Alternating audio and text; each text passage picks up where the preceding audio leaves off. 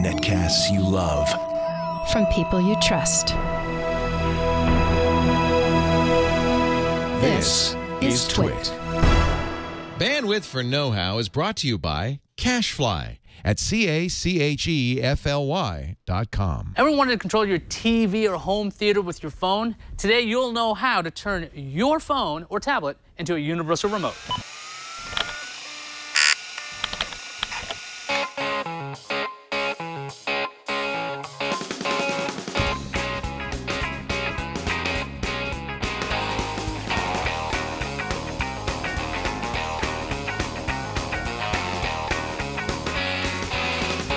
Hey everybody, welcome to Know How. I'm Ayaz Akhtar, and this is the show where we give you a fun how-to project, and the deal is, if I can do it, you certainly can too. And today we're actually going to show you a project that I'm working on at home. I wanted to take my smartphone or my tablet or any device I had and make it control my home theater. I've got lots of components. I've got my AVR, I've got my TV, I've got my PS3, all those stupid things. And I like to have one controller for it. But then again, I lose that one controller. So what if I could have my tablet or phone become a universal remote? Because I always seem to have spare devices around. And so first up, I'm going to show you a hardware solution that you can use to make your device into a universal remote. Then we're going to show you some apps you can use, and then some more apps if you decide to hook up a computer to your TV. To do this project, I wasn't going to recreate my home theater. I was going to drag you people into my home. So come with me up the stairs into my living room of funness.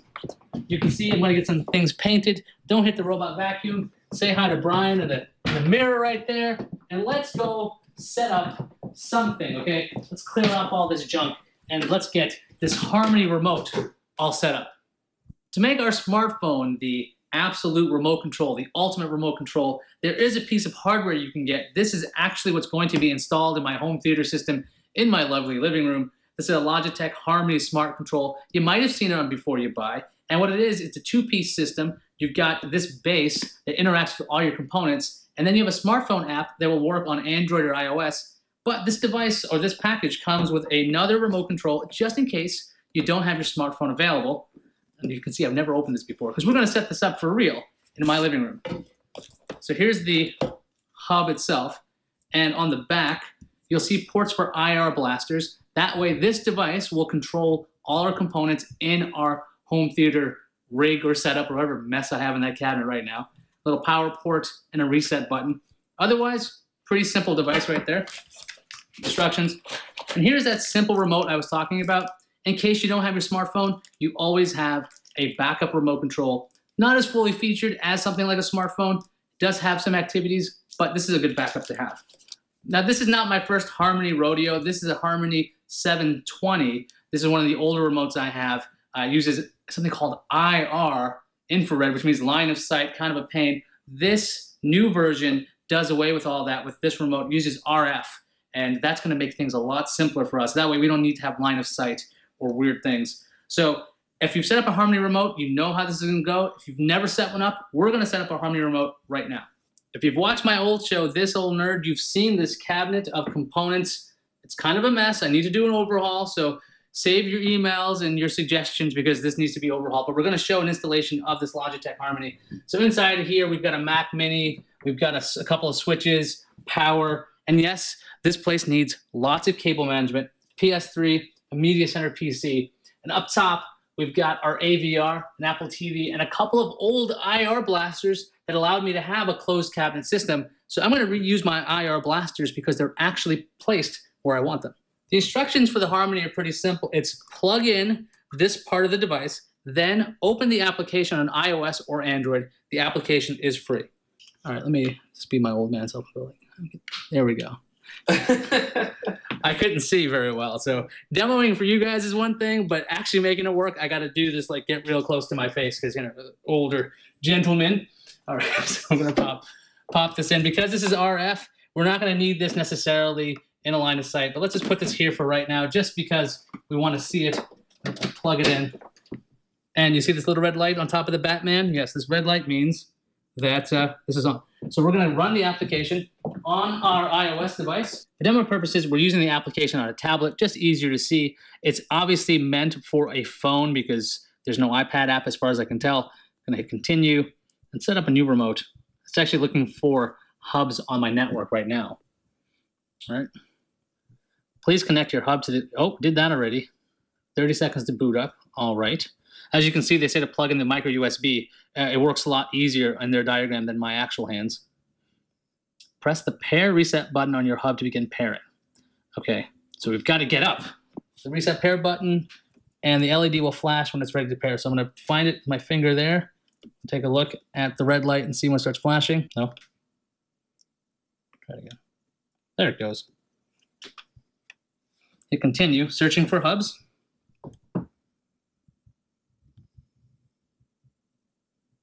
This is following something I've noticed a lot with newer technologies. You don't necessarily have to get the device via Ethernet, kind of like Fitbits and things that way. The apps are finding the devices a lot easier, it seems like. I'm really enjoying this modernized setup. Like I've said, if you see this cabinet, it's a couple years old. I've been doing this for a long time with media centers and wackiness, so it's nice to see things working a little easier. So like I mentioned before, I have Harmony remotes before. So instead of doing a full new setup, what I'm going to do is input my Harmony account. If you don't have an account and you've never used this before, what's going to happen is you're going to have to input all of the components you have. You're going to need to know your model and make of things, like my Denon here, AVR 1912. These things are relatively easy to find, these model numbers. If you've lost something and you can't find the model number, let's say my TV, you can always check your old orders to see how you got them. There's always a way to find it. And if it fails, there's always trial and error. So don't worry about that. We're going to continue with this setup. So of course I've run into a snag, because what would know-how be without any snags? So you take a look at my screen, it says incorrect email address or password. Now it looks like the new system, My Harmony, versus the old system, the Logitech Harmony software, may not be talking to each other. So I might have to do the setup just like it's brand new. Let's do it anyway. So I'm going to have to set up a new account, I guess. So now we've got a firmware update being applied to our hub. That's this little guy. Do not disconnect it. I love that it says that. That's the only time I think about disconnecting it, is when they tell me not to. It's like, no, don't do it. Aha, thankfully, all I had to do was set up a new Harmony account, and then I was able to import my old settings from my 720. That way, I won't have to redo the whole setup. Oh, this is great. So all of our activities that I've set up in the past, you can see Mac Mini, PS3, Apple TV, Media Center, all already set up here. Now you can see I've got a bunch of those right in this cabinet.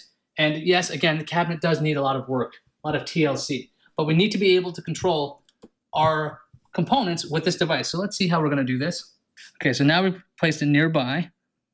So here it's telling us to attach the IR blaster that came with this. And in our case, let me open this up. So inside of this is an IR blaster that should have a relatively large spray. So what's going to happen is when the hub receives a signal, it's going to send an IR signal to this IR blaster, and that's the one that's going to send the actual signal to our devices. Now, as you see here, this looks like it should be in front of your devices. So like in this case, it would be here or there. Kind of strange with a closed cabinet there. We're going to try to use an IR blaster I already have that has multiple IR blasters. I'll show you a link right now. Available on Amazon, around $15.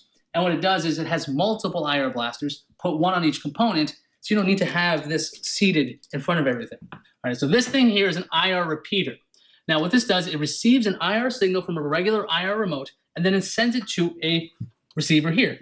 This receiver then has IR blasters on the back. That allows us to control everything without line of sight, necessarily. This is an old school thing. You can see it looks like it's from, like it should be like a little robot or something, but it's not. So we're going to use our IR blaster. I'm going to remove it from our old setup. I'll put it on our new one. And on the back here, it does have 2 ports for IR blasters. If you wanted to get multiple IR blasters, you could do that. So we're attaching it there. Like I was saying, this IR blaster actually has 2 different devices here. So that way I can control different things in different locations. And for our demo, we're going to put this on top of our AVR, our audio video receiver, because we're going to want to control this. And so you can see when you're setting up your home theater components, when you're doing this, if you want your smartphone to be the controller and you have to use this kind of setup, you can see that you might want to rearrange your components based on your remote. I might do that myself later on. I'm going to see how this goes because, again, not a joke. This is my real setup. We're going to find out how this works together. I'm just going to put this right here. Let's see if that actually works. Next. It's going to try to power on our TV device. Okay. I just heard it turn on. Oh, wow, that works. That's powerful then. Because I don't even know what that's pointing at. If you look at this, to me, it looks like it's pointing that way. It just turned on the television, which is right there. Did our TV power on is the question? Yes, it did. Setup's complete. Now, what I want to do is I want to run the Apple TV. Let's see how that works. We're going to connect to Brian the hub. We're going to go to our Apple TV and see what happens. Okay, so we hit Apple TV on our tablet. You would be doing this with your smartphone. Now the TV's turning on, the AVR is switching to the right information, hopefully. Apple TV's got its IR blaster there. Now we can see that Apple TV's there. Question is, can we control it? So right now we're going to try to tweak our setup so that way the remote control is actually controlling the right activities. It looks like there's going to be some issues if you're moving from an older Harmony to a newer one. And I'm going to tweak this like crazy. You don't need to watch such a thing. But be aware that this might happen to your setup. Don't be discouraged. Let's set this up. So this application seems to be a little limited. As you saw, what's going on here is that the television is being controlled by the remote, but not the Apple TV set-top box. And I went into the application to see if I can do a fix right there. It says, no, you can't do that. Please go to My Harmony to fix this. So I got to go to a computer and try to set up this thing properly. Now, as you saw, we were having trouble with the Apple TV. It looks like the Apple TV was not recognizing signals from our new remote. Now, I went into the remote section of Apple TV, and then I found this. I hadn't seen this before, Learn Remote. Now, I'm controlling my Apple TV using another remote control. I'll show you this in a minute. And we're going to start learning a new remote. To do that, we're going to use the smart remote that came with our system. So I'm going to hold up until it's full, then down, and menu will be menu. Did that accident? As you can see, it's still trying to control the TV. So that weirdness we had with the television menu coming up, it turns out the only way to fix this, as far as I could tell, was just by recreating the activity. Now that's news to me. I didn't know that's something you had to do. Couldn't find it on the forums or anything. And it seems like it basically kicked the app in the head and it's working just fine. Now I can actually hit menu. Actually, let me actually have to go into something to go to menu. Go to Netflix. And it's working just fine so far. Recently, you can see I've been watching The Twilight Zone. If I hit the menu button, we should go back one, go back to fantastic. So now you can see that sometimes you got to tweak your stuff. So I'm probably going to spend a lot of time tweaking this. My living room, my setup, things got to change in here. But don't be afraid to restart your activities if you have to. Not that difficult. And now it works. Yay. Yeah, I've been messing with that setup since about Tuesday, and I kept changing things. I'm trying to rearrange things, and I definitely have to redo that cabinet because there are pieces everywhere. But everything is being controlled quite well, and if you didn't get to see it, this is the little extra remote you get. The whole package costs $130. That hub, like I was saying, comes with this and the app. So $130 for the whole thing if you're buying it at full retail. This is actually quite handy if you like old school buttons and you can't find anything. It's all RF. So you don't have to point it at any direction. I found out this morning that it was RF because I accidentally sat on it in the living room and it turned on the TV. So that's really good. No line of sight necessary there. Definitely a little good thing. Runs on a watch battery, by the way. Lasts about a year for the battery on this. That's pretty cool. And then again, you'll be using your smartphone most of the time anyway, so why bother with that? But there's also something I found a while ago with my receivers, my TVs. If you've got something that's internet connected, if you've got a component like a TV or something like an Xbox or maybe not an Xbox in a particular case, but lots of different devices. It turns out a lot of these devices have companion apps. Now my AVR, as you heard, is the AVR 1912 from Denon. I went online and I found out that Denon actually makes a companion app. I've got it pulled up on my iPad right now, and you can see it's not the prettiest one. This is the demo version. You can take a look. And what it lets you do, you can control volume right here. It does take a little bit of time to do a little handshake on the network so you can have the application talk to the receiver. But if you don't have your remote, you can use this a lot. On top of that, my Samsung TV, as you saw, has all these crazy menus. It's one of those smart TVs. If you've actually bothered to set it up and it's internet connected, you might find that it also has an app. Let me go find that app because I have a number of these. Smart View was one of the ones I have. You can see, again, These are not the prettiest applications, and they have a disparate style. You're not going to have a uniform style when it comes to these, but you'll be able to access your volume and channels and things that way, your menus, the smart hub, if you are all inclined into that kind of world. So there's always a way to do this. If you use something like an Apple TV, don't forget Apple makes their own remote application. Obviously, that doesn't work on Android devices, but by the way, the Denon and the Samsung device apps do work on Android and iOS. We'll have links to all of those things available at twit.tv/kh. If you've got a Roku, Western Digital box, I mean, here's the deal. If you go to my iPad right now, I have a folder for remotes. This is all the remotes I have that I can control different components at my home theater because there are so many applications you can use. Some of these are VNC, some of them are a little strange. So definitely go online, go to the Play Store, go to the Apple App Store, and see if there's a companion app for your television or other internet-connected device that's in your home theater. Makes things a lot easier. Haven't found one for the PS3. I wish there was one. You know, you'd think with Bluetooth you could talk. It's like, no, you need to have a special controller for that. Oh yeah, quick point about the Harmony, the Smart Touch here. It costs $130, right? But it also has Bluetooth. So this can control a PS3 without needing a special adapter. So it's actually quite the value because the original one, the original adapter was $50 to have a Bluetooth to IR or IR to Bluetooth adapter. It actually saves you, it's a lot less money than it used to be. And lastly, I wanted to show you applications you can use for computers. If you've got a computer hooked up to your TV, let's say you did our Raspberry Pi XBMC, used to be Xbox Media Center, but we don't call that anymore. But XBMC, if you have that set up, you can actually control that via an application. So right now I've got XBMC running on my Mac, and what I can do is I can call up the XBMC remote, available for free. It's available, well, pretty much on anything. So I have Android, iOS, and XBMC runs on absolutely everything. This is the tablet interface, and you'll see if you go to my laptop, you'll see I'll be pressing buttons and I'm messing around. So there we go. So you can actually see that. Nice work, Alex Gumpel behind the TD desk. He's doing a great job, and I'm in Manhattan. So what you can do is you can browse your pictures, and I've actually done this already. Let's see if I can go to my pictures, and you'll have full control. There's collages, and look, oh, there's a picture. Okay, there we go. So you can have full control right there. That's really cool. If you have XBMC, I really like XBMC because it's available on every platform, and it's free. It's super powerful. If you've never messed with it, go check out our Raspberry Pi XBMC episode, available at twit.tv/kh. All kinds of show notes. Really fantastic application.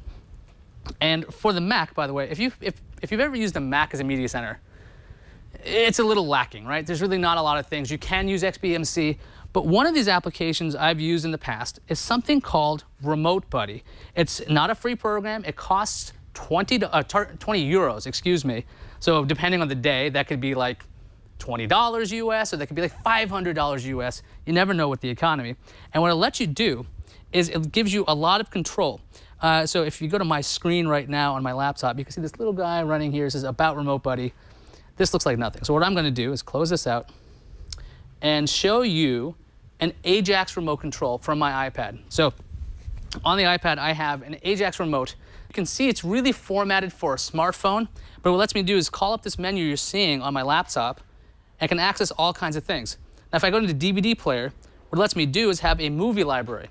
What Remote Buddy does is it'll actually scan your entire hard drive or wherever you tell it to scan, find video TS folders, and then when you click Movie Library, you'll have a listing of those movies. Then you hit play, and boom, you have your DVD player running. It's really cool. And the other thing about this application, since it's Ajax and it's running on the same network, pretty much anything can control this. So if you're using another laptop, if you're using a phone, if you're using a tablet, it might not be formatted perfectly right, but you'll have the ability to control this. If you don't want to have this menu come up, so let's say we're watching a great movie that's on our screen, what you can do on your iPad, you can actually go into this option here, Menu, and you'll see the same menu on the left. And if you notice, on my laptop, nothing was coming up, so that way it was nice and clean. You still see the know-how lineup, and there's my mouse moving around. And I can actually call up other applications. If I wanted to call up Chrome, which right now Colloquy is the active one, I can do all kinds of things like activate behaviors. It's a really powerful piece of software. It does cost 20 euros though, and if you really like messing with things, it's pretty awesome. There's this option to have a trackpad. If you want to see the camera on there, It's kind of neat. So it's going to activate the camera on this computer, and you'll see me over here. So if you want to spy on people, you can do that too with Remote Buddy. Lots of cool features in there. And let's take a photo of me. Hi. There we go. Taking photo. All right. Let's see what else we got up here. If you've got a computer hooked up to your TV, a lot of people have tried this. They take a wireless keyboard and mouse, or a wireless keyboard with a touchpad, and they leave it on their living room table. And there is nobody on earth I know, well, that isn't super nerdy, that wants to mess with that keyboard and mouse. They really want to just use their phone or something. There's an application I've been using for years by Logitech called Logitech Touch Mouse. This is a free piece of software. You install this server on your computer. You install an application on your iOS or Android device. It gives you a trackpad and a virtual keyboard so you can control the rest of your computer. So if you're using Remote Buddy or XBMC and something locks up, you'll still be able to use this application because it's always running in the background. So you can like X out of things or just move things around. I really love it. I've been using it for a while. It can be a little buggy, but it's free. That's why people are a little bit more forgiving when it's free. These are the applications I am using on a daily basis when it comes to my home theater. And you saw that setup. That's a little insane. So I suggest trying them all out. A lot of these apps are free. Remote Buddy, by the way, 30-day trial. You can try it for free in full features and see if you like it. That's how I tried it out. I really loved it. It's really fantastic. I'm sure you guys are going to have great ideas, and that's why we're going to go to the know-it-alls now and see what they have to ask us. Okay, we've got an email from Viljar Kusk. He says, I just watched the cracked screen replacement episode and was wondering if this could work for a Nexus 7. I have a cracked screen on mine, and I'm using an OTG cable and a wireless mouse and keyboard, but it's not the same. Now, a couple weeks ago, we did an episode where we replaced the glass on a Samsung Galaxy S3 phone. Now, because of the way the Galaxy S3 is built, there's a piece of glass, and then the digitizer is attached to the LCD. The digitizer is the actual part of the phone that recognizes your digits, your fingers, excuse me.